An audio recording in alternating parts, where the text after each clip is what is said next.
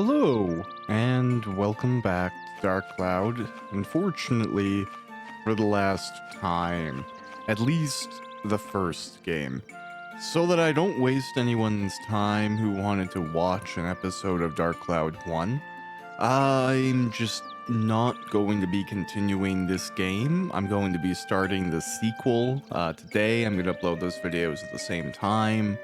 But I'm just not enjoying Dark Cloud 1, so I've decided to just go right to the sequel. Now, for anyone who's interested in a little bit more information about my choice here, ultimately, I'm only doing videos and stuff like that as a hobby to satisfy myself.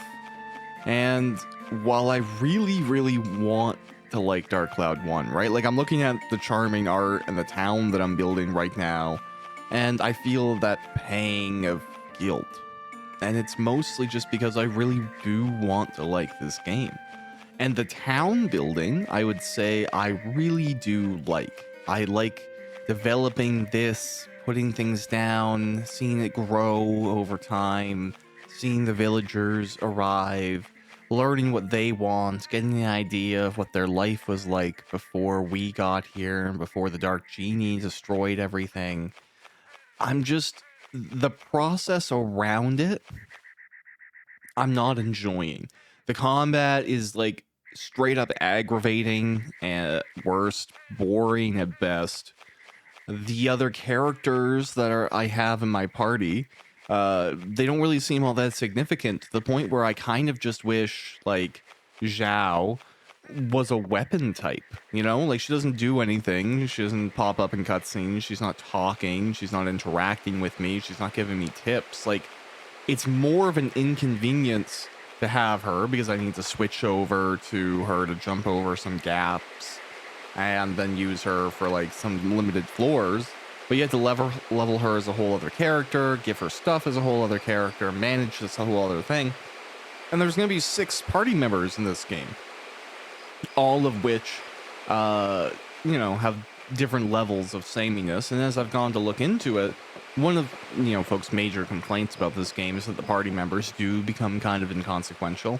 And to someone like me who's like very antisocial as a person, I struggle with having to deal with other people in general. Like, it's just, unfortunately, like, I usually just prefer to do things myself, especially in video games where I'm trying to relax and I'm not like putting on the mask of being a person outside in the world. So to do that, I kind of I need really good party members if I'm going to have them. And yeah, they're very much like mechanics. They're weapon types and ways, I presume, of traversing the dungeons. I haven't gotten the other guy, but I can only imagine he like cuts through something or whatever, right? The boss design was actively painful. I get the sense that I'm just supposed to be doing way more grinding. And I came to this game, like, don't get me wrong, I'm okay with a little bit of grind. I'm not like saying that Dark Cloud 2 doesn't have grind as I prepare to go to that game. But it's a grind that I can enjoy and feel is more rewarding. These dungeons, unfortunately, as well, are pretty samey. The combat, the range of things is just rough. And while the story is very clearly there, it's not really integral to the actual gameplay, right? Like, I just feel pretty disengaged at this point in time from a lot of the things that are going on. Like, here's the thing as well. The weapon upgrade system that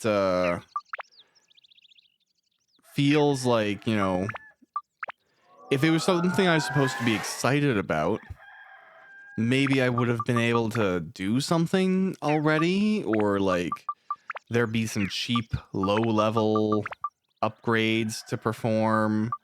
And I see, like, okay, you have to build certain things into the weapon.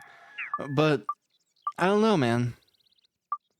I feel like the game is obviously excellent, and it has depth, and it has a lot of things going on, and I would not begrudge anyone for being deeply in love with it. But I think I spoiled myself as a kid by not playing it first. So my memory and my nostalgia is for 2, and clearly part of that nostalgia is attached to the improvements and quality of life changes that came along with going to 2. Uh, so that's just what it is. I apologize to anyone who is enjoying this series, because at this point in time, the first episode hasn't even come out, right? So I'm recording and ending this series before anyone has even seen it. It's really just an independent choice. I don't know if it's gonna go well or not, but I'm gonna go over and start the sequel. I did really want to give this one a shot, but when I was doing the past 2 episodes, like, I thought I was kind of going on an uptick as I was getting some upgrades and stuff like that. And it just immediately went down to a slog. And then I was reading a little bit more about the game, and some things that would just, like, drive me nuts. Like, I guess you can end up on floors where experience is decreased when you fight enemies. Uh, there's a lot of characters to manage. And while I think, I've watched some cutscenes about the game, that there are some beautiful moments. This is a spoiler, so, don't keep watching if you don't want spoilers for this game.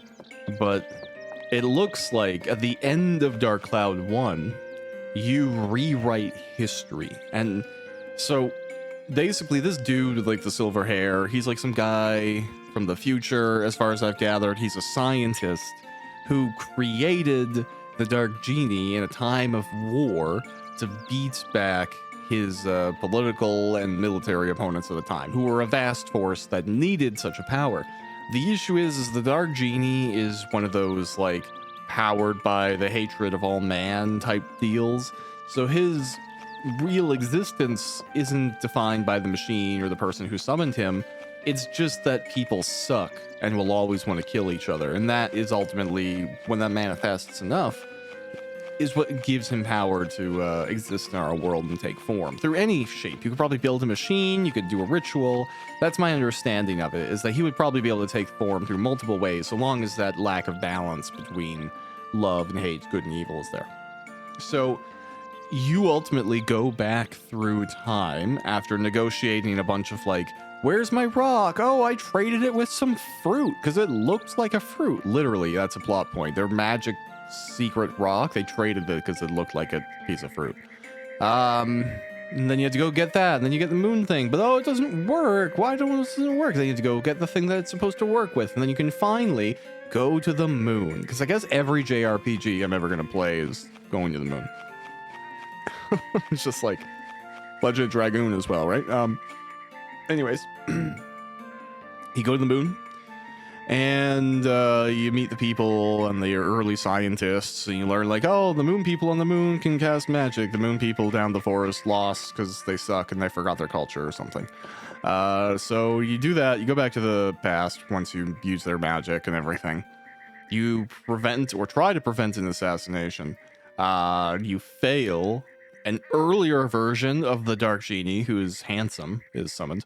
And then you beat him. And the boss fight looks tedious. Like, it looks really, really awful. It looks like, even I was watching a video of someone who was dealing like 613 damage. Like, they were super over leveled, it looked like. And it still took ages. That was so, like, looks awful. If I'm being completely frank, as a person who likes and values their time. So yeah, you beat that person, and then you expand this Atlamilia thing. And the expanded Atlamilia allows you to go and bring the person who was getting assassinated back to life. You tried to prevent an assassination, you couldn't. You bring them back to life. And it was the main scientist dude's wife or fiance. And now he's happy and she's happy. And they're rulers of a kingdom. And it kind of ends off with the presumption that they're going to go and change how the world happened. So, in, like, a funny and horrible way, the process of playing and beating Dark Cloud 1 is the process of making sure that Dark Cloud 1 never happens. Which I guess is why I like Dark Cloud 2. Because I'm supposed to. Whoa. No, I'm kidding.